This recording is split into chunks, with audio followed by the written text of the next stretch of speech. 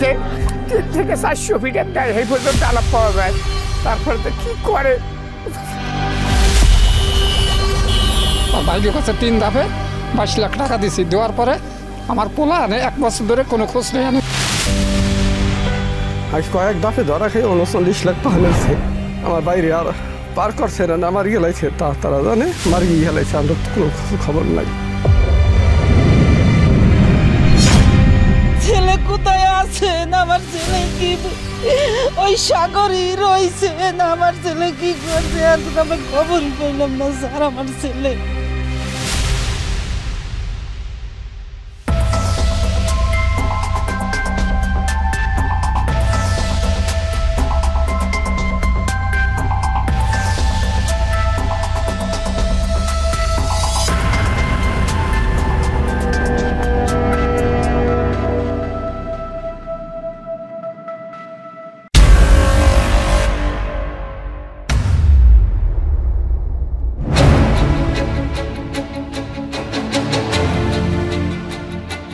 বিদেশে কাজের লোক পাঠানোর কথা বলে প্রতারণার গল্প নতুন নয়।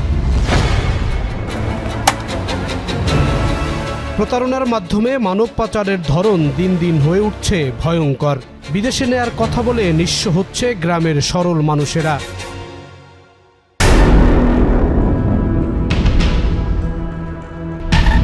সেই গল্প তুলে ধরতে টিম এখনের গন্তব্য মাদারীপুরের রাজৈরে। ঢাকা মাওয়া সড়ক ধরে আমাদের ছুটে চলা বিদেশে নেয়ার কথা বলে মানব পাচারের ভয়ঙ্কর গল্প খুঁজতে।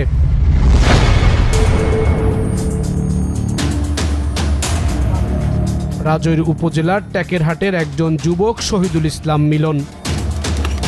মিলনের বসত ভিটা বরিশালে, তবে বিয়ে সূত্রে থাকেন ট্যাকেরহাট। তিনি এখন বাজারে শরবত বিক্রি করেন। দেখা গেছে এটা 2000 টাকা বেচতে পারলে আমার 600 টাকা থাকবে। 1 বছর আগে ইতালি নেয়ার কথা বলে দালালের খপ্পরে পড়ে টাকা দেন 16 লাখ। প্রথম দফায় জমি বিক্রি করে টাকা দেন তিনি। লিবিয়া হতে গেলে কোটিপতি হয়ে গেছে। এই আবেগটা আমার ভিতরে ঢুকে গেছে, কারণ এই আবেগটাই দুইয়াই আমার জীবনটা ধ্বংস। কিছুদিন পর ইতালি নেয়ার কথা বলে লিবিয়া পর্যন্ত নেওয়া হয় তাকে। সেখানে নিয়ে রাখা হয় ত্রিপলি শহরে। মিলন সেই দুর্বিষহ দিনের কথা বলতে গিয়ে বারবার কান্নায় ভেঙে পড়েন। ওই লিবিয়া যাওয়ানে আমার বাড়িটারি সব বেশ চালাইছি, এখন থাকি ভাড়া। বাড়ি আসিল বরিশাল, বাড়ি আসিল ওই যে শিমুলতলা বাড়ি আসিল, বেচে ফেলাইছি দালালের পক্ষে করিয়া। কোনোরকম ফুসলাইয়া মুসলাইয়া আমাকে 13 লাখ টাকা কন্ট্যাক্ট করলো লিবিয়া দিয়া। সে ত্রিভুলি নিয়ে আমার গেম দিয়ে দেবে, তুই যদি নগদ টাকা নগদ দিয়ে দাও তোরে 15 দিনের ভিতরে আমি গেম দিয়ে দেবো। টাকা দেওয়ার পর আমাকে এনে ওনে নিল দুবাই, দুবাই গুনে নিল মিশর, মিশর থেকে নিল বেঙ্গাজি, বেঙ্গাজি নিয়ে ওখানে রাখছে 1 সপ্তাহ। 1 সপ্তাহ রাখছে ওই জায়গাটা ত্রিভুলি নিছে।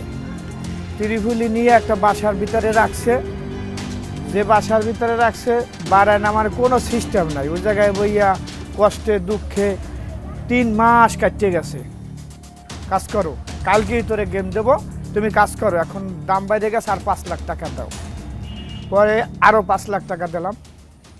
গেমের কথা নিয়ে চেকপোস্টে বেশ চালাইল। চেকপোস্টে বেশ চালার পর তারপর আবার মাফিয়ার কাছে বেচলো, কালাবুসের কাছে বেচলো 10 লাখ টাকা। মাফিয়ার কাছে মাফিয়া আবার ফিরে লাগছে 23 লাখ টাকা। ডেলি অত্যাচার করে, এইভাবে বান্ধে ঠ্যাং বান্ধা মুখ বান্ধে হাইফার অস্ত্র পিটাইতে ফিটাইতে 3 থেকে 400 ফিটের দেয় এই পর্যন্ত আলাপ পাওয়া যায়। তারপরে তো কি করে বোঝাবারও কঠিন।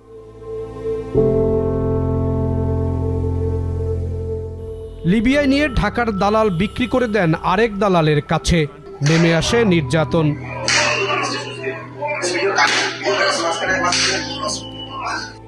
দফায় দফায় পরিবারকে চাপ দিয়ে দালাল চক্র হাতিয়ে নেয় 42 লাখ টাকার মুক্তিপণ। নিঃস্ব মিলন সব হারিয়ে ঋণের ভারে দিশেহারা।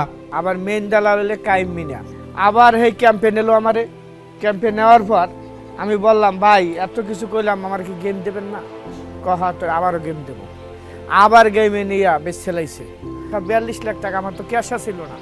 ওই ওয়ার্ডে করে চাইয়া নিয়েছি, ওয়ার্ডে করে নিয়েছি, হালকা একটু জায়গা আসলো বেচছি, বেচছে কোনো আছে অনেক টাকার দেনা।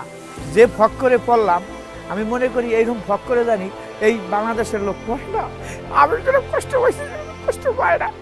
জানে ফিরিয়েছি, আমি মনে করছি কি আমার মা বাবার কোলে ফিরে যাইতে পারবো না। মৃত্যুর দুয়ার থেকে দেশে ফিরে এসে কোনোভাবে পরিবার নিয়ে টিকে আছেন। টাকা ফেরত না দিয়ে মিলনকে মেরে ফেলার হুমকি দিচ্ছে দালাল চক্র। আর একদিন ফোন দিয়েছি, দালালে হুমকি টাকা বেশি বুঝিস না, ঘরে ঘরে ধরে নিয়ে যাবো। যে এত মাফি আছে, এরা ওই যে ইতে থাকে না, লিবিয়া থাকে না, এরা থাকে দুবাই। এই বিদ্রোহ করছে বাংলাদেশেরই মাফি আছে পিসি সোহেল, ও 10 লাখ টাকা করে এখানে 23 লাখ টাকা করে উঠায়। থানায় মামলা কি এটা থানায় করলে আজকে ধরে নিয়ে গেলে কালকের আমার ওই বিপদ। আমাকে এলাকা ছাড়া করে দেব, আমার কেউ নাই, আমি একা।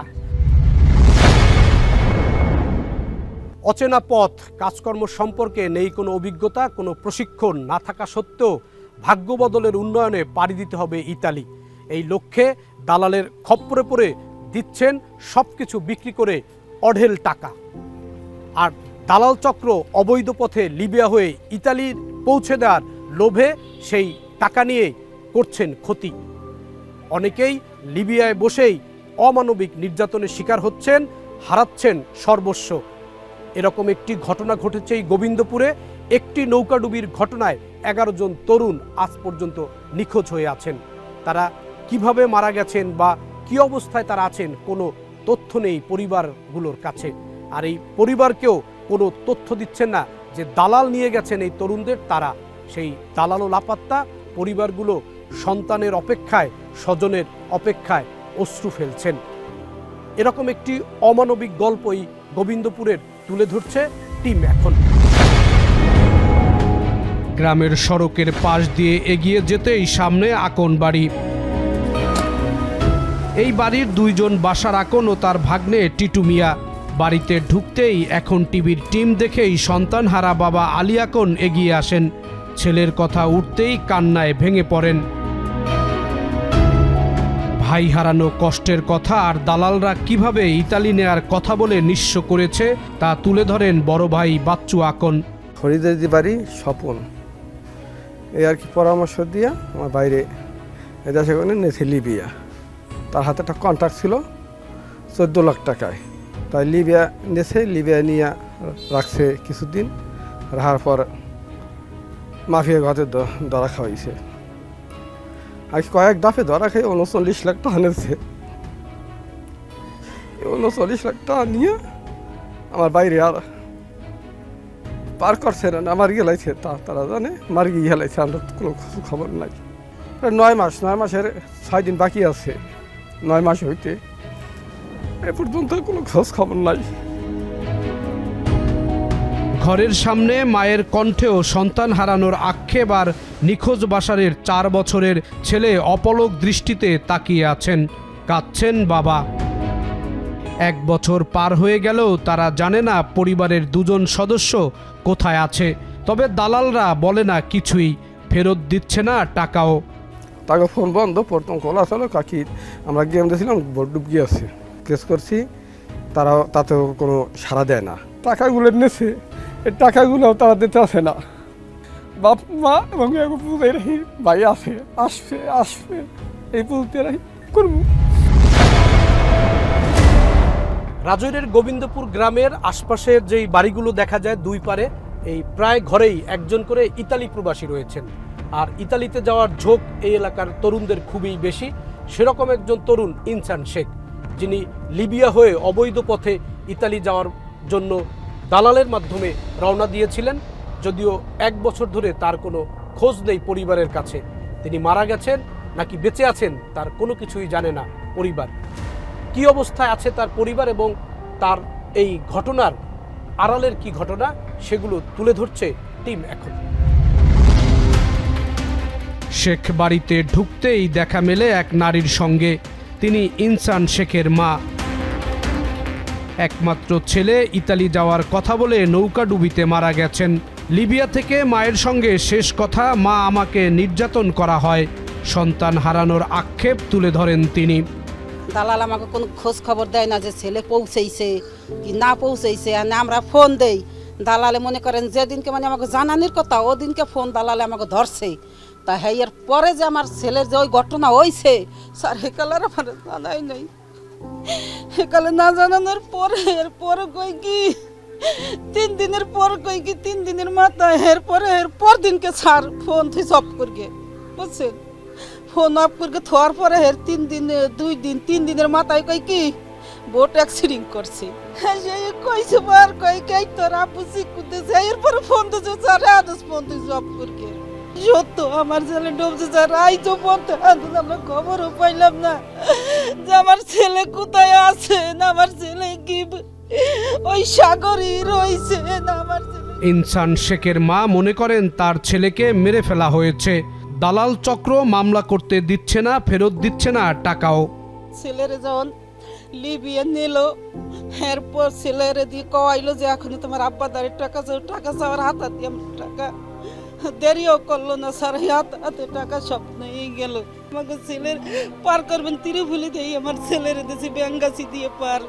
এই বডি আসলে এই বডি মানে স্যার যারা আসলো মনে করেন কারো নাই, কারো মারপুত নাই স্যার, বেবাক্তির মারপুত খালি বুঝছেন, কারো মারপুত নেই স্যার।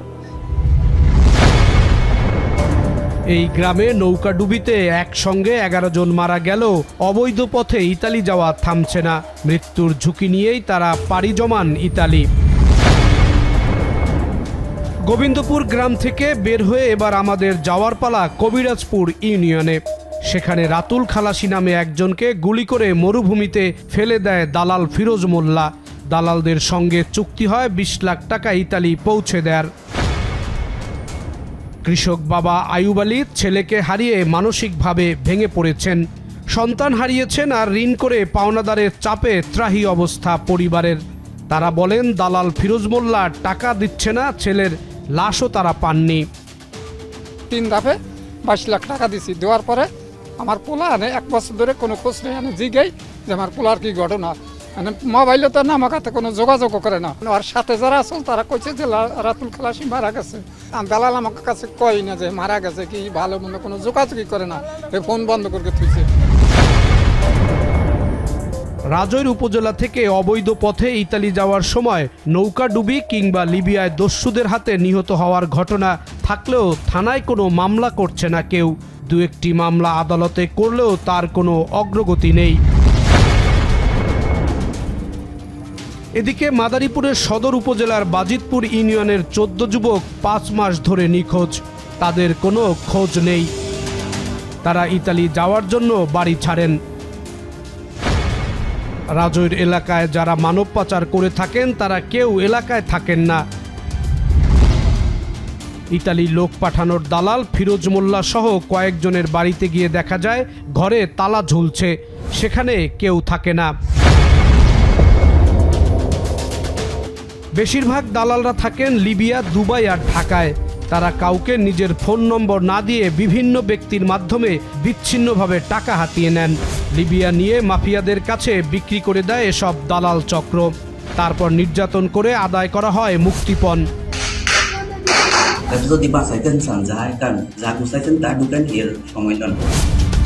ইতালি নেয়ার কথা বলে পাসপোর্ট ও টাকা নেয়ার একটি দালাল চক্রের খোঁজ পাওয়া গেছে, তবে তারা বেশিরভাগই দেশের বাইরে থাকেন।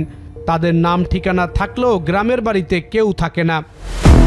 কয়েকদিন আগে গ্রেফতার হয়েছিলেন মানব পাচারের মামলায় দালাল পারভিন বেগম ও স্বামী রেজাউল মোল্লা। এছাড়া দালাল মনির শেখ, শিবচরের চর কামারকান্দির কালাম মুন্সি সক্রিয় রয়েছেন। রাজৈরের বদরপাশা গ্রামের দালাল মিঠুন, অসীম গাইন, বাবুল হাওলাদার। এই এলাকায় আরও একজন মাফিয়া রয়েছে, দালাল কায়ুম মিনা, যিনি একবার উপজেলা ভাইস চেয়ারম্যান নির্বাচনও করেছিলেন, বর্তমানে পলাতক রয়েছেন। এছাড়া লিবিয়া থাকেন সুমন খালাসি, শাহিন সর্দার, মনির শেখ, টুটুল কাজী। এরা বড় একটি মাফিয়া চক্র। এলাকার যুবকদের ইতালি সহ বিভিন্ন দেশে নেয়ার কথা বলে কোটি কোটি টাকা হাতিয়ে নিচ্ছে। ইতালি নেয়ার কথা বলে সবাইকে লিবিয়া নিয়ে বিক্রি করে দেয়। এ যেন পদ্মা নদীর মাঝি উপন্যাসের হোসেন মিয়ার ময়নাদ্বীপের কাহিনীকে হার মানায়। এবার ঢাকায় ফেরার পালা। রাজধানীতেও আছে এরকম ভুক্তভোগী। আবু তাহের, তিনি তার ছোট ভাইকে এক দালালের মাধ্যমে নিউজিল্যান্ড পাঠানোর জন্য 17 লাখ টাকা দেন। টাকা নিয়েই দালাল শুরু করে 9-6। এক পর্যায়ে একটি ট্রানজিট ভিসা দেয়া হয়, যা দিয়ে নিউজিল্যান্ড বিমানবন্দরে ঘুরে আসতে পারছেন তিনি। এরপর দালালের কাছে টাকা চান তাহের, তবে দালাল টাকা না দিলে খিলগাঁও থানায় মামলা করে ভুক্তভোগী পরিবার। আমার ভাইয়ে বুঝতে পারে নাই, তারপরে ওই নিউজিল্যান্ডের দু একজন ফ্রেন্ড ছিল, ওনাদেরকে দেখাইছে যারা ওই বিষয়ে মানে অভিজ্ঞ এবং ট্রাভেলসে দেখাইছে। তো সবাই বলছে যে এটা ট্রানজিট ভিসা, ওনারা ভিসা ঠিকই দেয় কিন্তু ওয়ার্ক পারমিট ভিসা দেয় না, ওটা ট্রানজিট ভিসা দেয়। ভিসা দিয়ে তারা টাকাটা আত্মসাৎ করে পুলিশের কাছে গেছে, পুলিশে মামলা নিতে চায় না। মারুফ ইসলাম টাঙ্গাইলের 23 বছরের যুবক, নিজের ভাগ্যের পরিবর্তনের জন্য বিদেশ যাওয়ার চেষ্টা করেন। দালালের মাধ্যমে শুরু হয় এজেন্সির সাথে যোগাযোগ। নয়ন ওভারসিজ লিমিটেড নামের এজেন্সির সঙ্গে চুক্তি হয় সৌদি আরব নিয়ে যাওয়ার। চাকরি দেবে সেখানকার বিমানবন্দরে, বেতন হবে সৌদির 1400 রিয়াল। এজেন্সিকে দিতে হবে 5.5 লাখ টাকা। এজেন্সিতে এসে দেখেন তিনি একা নন, সৌদি আরব যাচ্ছেন তার সঙ্গে আরও 17 জন, আর 6 দফায় যাবে 150 জন। এই এজেন্সির মাধ্যমেই সৌদি যান মারুফ। প্রথম 3 মাস দালাল যোগাযোগ রাখে, কাজ দেওয়ার আশ্বাসও দেয়া হয়। 3 মাস পার হলেও দিচ্ছে না কাজ, আকামাও করে দেওয়ার কথা হয়, তবে চাকরির ভিসা না দিয়ে দেয়া হয় ট্যুরিস্ট ভিসা। আমাদেরকে তারা কিচ্ছু করে দেয় নাই, আকামা করে দেয় নাই, আমাদের কাজ দিতে পারে নাই। 3 মাস পর এই 17 জন সৌদি আরবে পড়েন মহাবিপদে। যে বাড়িতে ছিলেন সেই বাড়ির বিদ্যুৎ পানির লাইন বন্ধ করে দেয়া হয়। বিপাকে পড়েন তারা, একে একে সবাই অসুস্থ হয়ে পড়েন। ওই বাড়ি ছেড়ে দিয়ে 17 জন চলে যান। মারুফ আশ্রয় নেন এক আত্মীয়র বাসায়। এজেন্সির সঙ্গে যোগাযোগ করতে পারেনি ভুক্তভোগীরা। আরও যারা এই এজেন্সির মাধ্যমে বিদেশ গিয়েছেন তারাও পড়েছেন একই রকম অবস্থায়। এই দালাল চক্রের সন্ধান পেয়েছে টিম এখন। প্রথমে কেউ এসব জালিয়াতি নিয়ে কথা বলতে রাজি হননি। এমডি আব্দুল আহাদ নয়নের খোঁজ মেলেনি। পরে কাগজপত্র প্রমাণাদি দেখালে তারা স্বীকার করে নেন তারাই এসব ব্যক্তিদের সৌদি পাঠিয়ে প্রতারণার মাধ্যমে টাকা হাতিয়ে নিয়েছেন। না না আপনি বলেন, এখানে বলেন। এক পর্যায়ে তথ্য উপাত্ত দেখে চমকে যান। তখন পাশের রুমে গিয়ে এখন টিমকে টাকা দিয়ে ম্যানেজ করার চেষ্টা করে প্রতারক দালাল চক্র। আপনারা তো অপরাধ করেন নাই, করছেন? না না, আমরা অপরাধ করি না। করে থাকেন তাহলে ঠিক আছে, আপনি যেটা দিচ্ছেন এটা না না, এটা আপনি টাকা সাথলেন কেন? ওইটা স্যার বলছে যে না না, আপনি আপনার স্যারকে যে বলেন যে স্যার টাকা সাথবে কেন, এত বড় কেন বলেন আপনি আমাকে? না, ওইটা এখন আপনার স্যারকে জিজ্ঞেস করেন টাকা সাথলেন কেন, তাহলে কি তার এটার সাথে কি যোগসূত্র কি? না, এটা হয়তো চাপানের জন্য না, চা বানিয়ে তো আপনি আমার খাওয়াইতে চেয়েছেন। 150 তরুণের জীবন নিয়ে প্রতারণার বিষয়ে জানতে চাইলে সবই অস্বীকার করেন নয়ন ওভারসিজ। ঘটনাটি এড়িয়ে যাওয়ারও চেষ্টা করেন তারা। এবার ঢাকা ছেড়ে দেশের সীমান্তবর্তী জেলা সাতক্ষীরা অঞ্চলের মানব পাচারের পরিস্থিতি তুলে ধরা হচ্ছে। বাংলাদেশ ভারতের সীমান্তে বড় একটি অংশ সাতক্ষীরার সঙ্গে যুক্ত। সীমান্ত জুড়ে বিজিপির 3টি ব্যাটালিয়ন নিয়োজিত থাকলেও থামছে না মানব পাচার চক্র। অভাবে আমি সৌদি আরব যাই দালালের খপ্পরে পড়ে, তারপরে ওখান থেকে ওরা আমার বিক্রি করে দেয় আর কি। নির্যাতনের শিকার হয়ে আমার যখন এক পর্যায়ে আমার পরিবারের সাথে আমার কোনো কথা বলতে দেয় নাই, টয়লেটে আটকায় রাখছিল আর কি। পরে 5 দিন আমি শুধু টয়লেটে পানিই খাইছি। 5 দিন পরে যখন আমি আর সহ্য করতে না পারছি তখন আমার শরীরের কাপড় খুলে আমি জানলা দিয়ে ফালাইছি রোডে। তারপরে পুলিশের মাধ্যমে আমার উদ্ধার করে বাংলাদেশ পাঠানো হয়। বাংলাদেশ পাঠানোর পরে এজেন্সি দালাল আবার আমার আটকে যত ডকুমেন্টস ছিল সমস্ত কিছু নিয়ে আমার আবার হয়রানি স্বীকার করছে। সাতক্ষীরার সুন্দরবন সীমান্তে পাচারকারীরা সবচেয়ে বেশি ব্যবহার করে, কারণ অন্ধকার রাতে জোয়ার ভাটার স্রোতে আর ঘন জঙ্গলে পাচারকারীরা সহজেই অদৃশ্য হয়ে যায়। স্থানীয় পর্যায়ে বিভিন্ন এনজিও মানব পাচার ঠেকাতে কাজ করছে, তবে পাচারকারীদের আইনের আওতায় আনতে না পারলেও নির্যাতিতদের পুনর্বাসন করার কাজ করছে তারা। এটি আসলে আমাদের পাচার হওয়ার একটি রুট, কালেকশন পয়েন্ট কিন্তু আরও অন্য জায়গায় আমরা দেখেছি। বাগেরহাট, মোংলা, পিরোজপুর এইসব অঞ্চল থেকে কিন্তু মানুষদেরকে কালেকশন করে এই অঞ্চল দিয়ে নিয়ে গিয়েছে। একটি মেয়েকে উদ্ধার করে আনার পরে তাকে রাখার জায়গা হয় না, সে সোশ্যালি রিইন্টিগ্রেট করার জন্য তার জন্য আর একটা লড়াইতে নামতে হয়। আমরা সামাজিকভাবে তাকে পুনর্বাসিত করতে পারছি না। পাচারের এই মামলাগুলোই যেটা দুর্বলতা শাস্তি দিতে, সেটা হচ্ছে সাক্ষীর অপ্রতুলতা। সাক্ষী যদি না পাওয়া যায় একটা অপরাধীকে তো শাস্তির আওতায় আনা যায়। সাতক্ষীরার পর নদীমাতৃক জেলা ভোলার মানব পাচারের পরিস্থিতি তুলে ধরছে টিম এখন।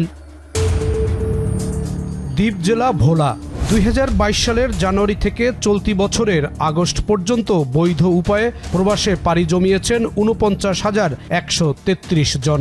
তবে বেসরকারি তথ্য বলছে 2000 সাল থেকে জেলার প্রায় 3 লাখ মানুষ বিভিন্ন দেশে কর্মের সন্ধানে পাড়ি দিয়েছে।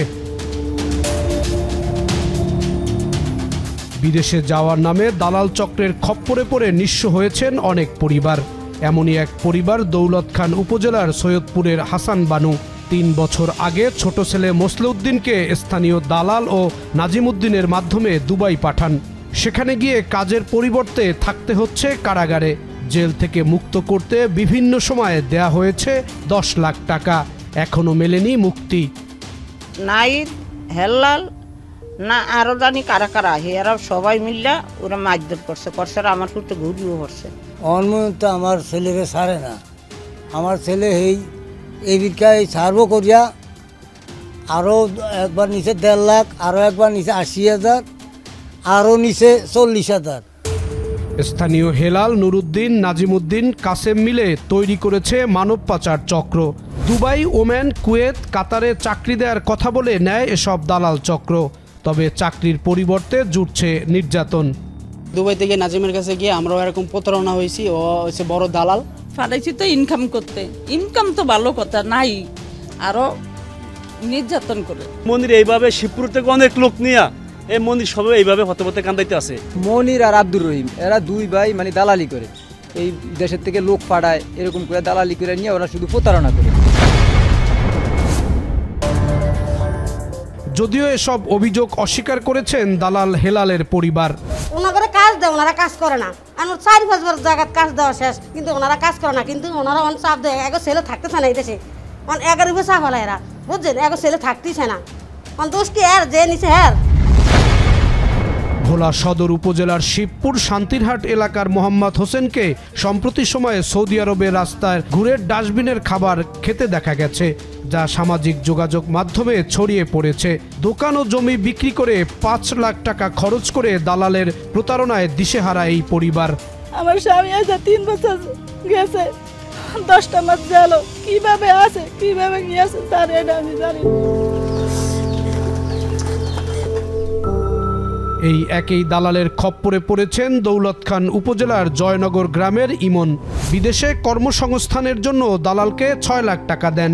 সৌদি নিয়ে ভালো চাকরি দেওয়ার কথা থাকলেও জুটেনি কোনো চাকরি। চাকরি না পেয়ে উদ্ভ্রান্তের মতো সৌদি আরবের মরুভূমিতে ঘুরে বেড়াচ্ছেন তিনি। মনিরে আমার তো নিষ্টাম দিয়া 5 লাখ নিচে কইছে কোম্পানির তেলের পাম্পারের কোম্পানি কাজ তো দিব ডিউটি। আমার বলার 3 মাস কাজ দিব করি, আমার বলার 3 মাস তালাক বিদেশ নিয়ে চাইলে দিছে। আমার বলা কই আছে আমি জানি না, আমার বলা বাড়িতে আসি না।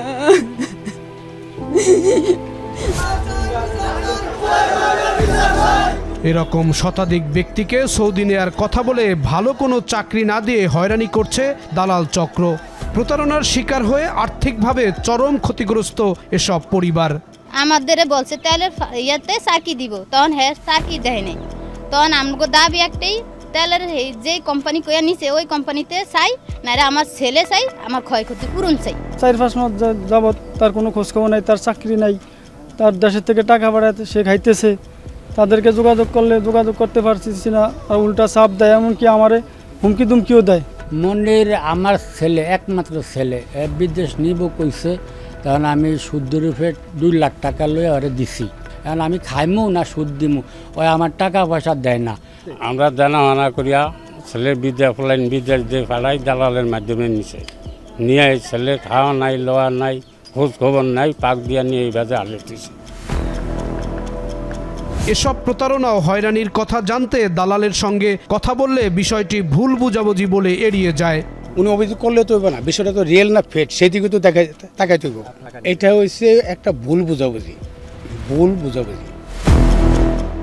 ভোলায় শত শত পরিবার নিঃস্ব হয়েছে দালালের খপ্পরে পড়ে। আর্থিক ক্ষতির সঙ্গে স্বজন হারাচ্ছেন অনেকে, প্রশাসনও কোনো ব্যবস্থা নিচ্ছে না। লক্ষ লক্ষ টাকা হাতিয়ে নিচ্ছে, পাশাপাশি যেই ধরনের ভিসার কথা বলে, যেই কাজের কথা বলে নিচ্ছে বিদেশে, সেই কাজ দেয় না। আবার অনেক সময় ট্যুরিস্ট ভিসায় 3 মাসের ভিসা দিয়ে নেয়, কিন্তু ওইখানে গিয়ে সে পুলিশের হাতে আটক হয়, কাজ করতে গিয়ে কাজ করতে পারে না। বিচারহীনতার যে সংস্কৃতি, এই যে বিচার হচ্ছে না, এ কারণে দিন দিন প্রতারণার শিকার বেশি হচ্ছে। এসব বিষয়ে জেলা কর্মসংস্থান জনশক্তি অফিসে গিয়ে দেখা যায় একজন আউটসোর্সিং অফিস সহকারী দিয়ে চলছে কার্যক্রম, আর জেলার সহকারী পরিচালকের কক্ষ তালাবদ্ধ। তবে দালালদের এমন হয়রানি ও প্রতারণার বিষয়ে পদক্ষেপ নিতে জেলা পুলিশের তেমন কোনো আগ্রহ নেই। আইনের দৃষ্টিতে শাস্তিযোগ্য অপরাধ, যদি কেউ আমাদেরকে লিখিত অভিযোগ দেয় আমরা সাথে সাথে আইনগত ব্যবস্থা গ্রহণ করব। নিরাপদ অভিবাসন নিয়ে কাজ করে বেসরকারি প্রতিষ্ঠান ওকাপ মনে করে আইন ও নীতিমালা মেনে সরকার শ্রমবাজার ঠিক করতে পারলে মানব পাচার মহামারীর আকার ধারণ করতে পারত না। যেসব দেশের লোক না হচ্ছে সেসব দেশের কিছু এমপ্লয়ার আছে, তারাও আসলে এই ধরনের ভিসা ট্রেডিংয়ের সাথে আসলে সম্পৃক্ত। এই যে চক্রটা দেশি এবং বিদেশি, এরা মিলে যেটা করছে, তাদেরকে নেওয়া হচ্ছে এন্ট্রি ভিসায় 3 মাসের, এবং সেখানে আপনি বলতে পারবেন না যে তাকে অবৈধ ভিসায় পাঠানো হয়েছে, তাকে ইলিগাল ভিসায় পাঠানো হয়েছে। নেওয়ার পরে যেটা করা হচ্ছে, তাদেরকে কনফাইন করা হচ্ছে, তাদেরকে কোনো ঘরের মধ্যে বন্দি করে রাখা হচ্ছে। খুবই চতুরভাবে যেটা করা হয়, সেই 3 মাস সময়টাকে তারা অতিবাহিত করে, এবং 3 মাস পরে যেটা হয়, ওই দেশের নিয়ম অনুযায়ী এই অভিবাসী কর্মী সে অটোমেটিক্যালি আনডকুমেন্টেড হয়ে যায়। বেসরকারি প্রতিষ্ঠান ব্রাকের তথ্য বলছে ইউরোপের উদ্দেশ্যে পাড়ি দেওয়া লিবিয়ায় 60% বন্দী ও 79% নির্যাতনের শিকার হচ্ছে। গত 1 দশক ধরে ভূমধ্যসাগর পাড়ি দিয়ে ইউরোপে যাওয়া লোকজনের মধ্যে বাংলাদেশ শীর্ষে রয়েছে।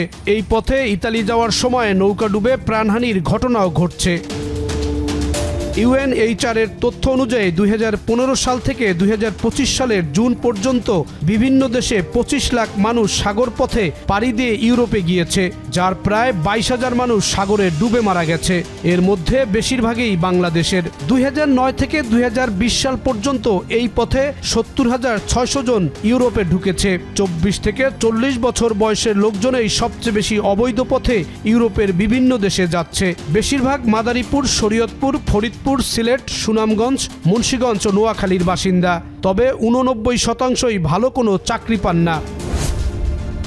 যাত্রাপথ বিশ্লেষণ করে দেখা গেছে ঢাকা থেকে দুবাই, মিশর হয়ে লিবিয়া গেছেন সবচেয়ে বেশি মানুষ। এছাড়া ঢাকা থেকে ইস্তাম্বুল, দুবাই হয়ে লিবিয়া, ঢাকা থেকে কাতার হয়ে লিবিয়া, ঢাকা থেকে দুবাই, সিরিয়া হয়ে লিবিয়া, এবং অল্প কিছু লোক ঢাকা থেকে সরাসরি লিবিয়া গিয়েছেন। ব্র্যাকের মাইগ্রেশন অ্যান্ড ইউথ প্ল্যাটফর্মের সহযোগী পরিচালক শরীফুল হাসান বলেন, দালালরা এলাকার তরুণদের ইউরোপের যে প্রলোভন দেখাচ্ছে সেটি বাস্তবসম্মত নয়। দালালদের ফাঁদে পা দিয়ে বিপদে পড়লেও আর কেউ সহযোগিতা করছে না। এত কিছুর পর যদি আপনি ইতালিতে পৌঁছানো, তাহলে আপনার কিন্তু খুব সহজেই এখনকার যুগে প্রযুক্তি আঙুলের ছাপ নিলেই বোঝা যাবে আপনি কোন পথ দিয়ে এসছেন। আপনাকে হয় জেলে যেতে হবে, কিংবা আপনাকে হচ্ছে গিয়ে এমন কম বেতনের এমন কাজে যুক্ত হতে হয় যেখান থেকে সে নড়াচড়া করতে পারে না। পাচারের নতুন প্রবণতা হচ্ছে, একটা হচ্ছে শ্রম অভিবাসনের নামে পাচার, মানে বিদেশে কাজ করার নামে আসলে সে পাচারের শিকার হচ্ছে। আমাদের সরকার বিভিন্ন দপ্তরগুলো কাজ করছে মানব পাচার নিয়ে। তাদের একটা সমন্বিত বাহিনী, যেখানে আপনার তাদের কাছে ডেটা থাকবে যে এই পাচারকারীর লোকাল দালাল কে ছিল, তারপর তাকে লিবিয়া থেকে কারা নিয়েছে, এবং আপনি একটা পথ দেখবেন যে আসলে দালাল বা পাচারকারী চক্র একই হয়তো লোকজন। তারপর যদি তাদের বিরুদ্ধে ব্যবস্থা নেওয়া যেত। দেশে এত মানব পাচারের ঘটনা ঘটলেও দালাল ও প্রতারক চক্রের বিরুদ্ধে তেমন মামলা করছে না ভুক্তভোগীরা। মানব পাচার দমন ট্রাইব্যুনালে মাত্র 1300 মামলা রয়েছে। মানব পাচার দমন আইন অনুযায়ী 180 দিনের মধ্যে বিচার শেষ করার কথা থাকলেও বছরের পর বছর মামলা নিষ্পত্তি হচ্ছে না। এমনকি মামলার পর বিচার শুরু হলে অনেকে দালালের সঙ্গে সমঝোতা করে ফেলেন। আমাদের দেশে একটা মামলা প্রক্রিয়া শেষ হতে হতে 4 বছর সময় লাগে, এবং সবচেয়ে প্রতিবন্ধকতার যে বিষয়টা সেটা হলো যে মানব পাচারকারীর একটা অংশ কিন্তু বিদেশে থাকে। তো বিদেশ থেকে সেই তথ্য প্রমাণ সংগ্রহ করার মতো, সাক্ষী প্রমাণ সংগ্রহ করার মতো যথেষ্ট আমাদের দেশে টেকনিক্যাল হ্যান্ড নাই। সরকার, প্রসিকিউশন এবং বিচারক সবাই আমরা সচেষ্ট যাতে মানব পাচার আরও প্রতিরোধ করা যায়।